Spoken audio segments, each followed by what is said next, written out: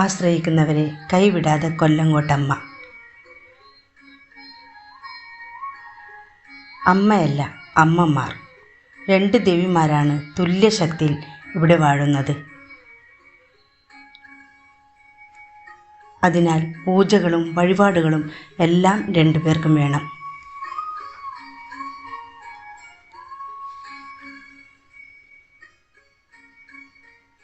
ഹാരം വാങ്ങിയാലും നേർച്ച നടത്തിയാലും എല്ലാം 2. രുദ്രയും ഭദ്രയും സഹോദരി ഭാവത്തിൽ അനുഗ്രഹം ചൊരിയുന്ന ക്ഷേത്രം.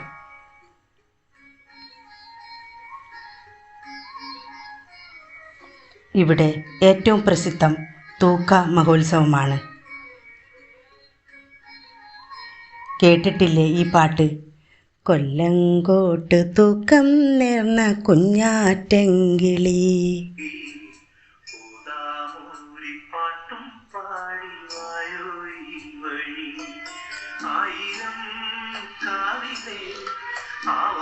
തൂക്കം നടക്കുന്നത് ഇവിടെ അടുത്തുള്ള ദേവിയുടെ മറ്റൊരു ക്ഷേത്രത്തിലാണ്.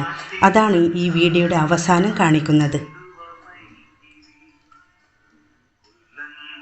41 തറവാടുകൾ ചേർന്ന ഒരു ട്രസ്റ്റാണ് ക്ഷേത്രഭരണം. തായ് വഴിയാണ് പിന്തുടരുന്നത്.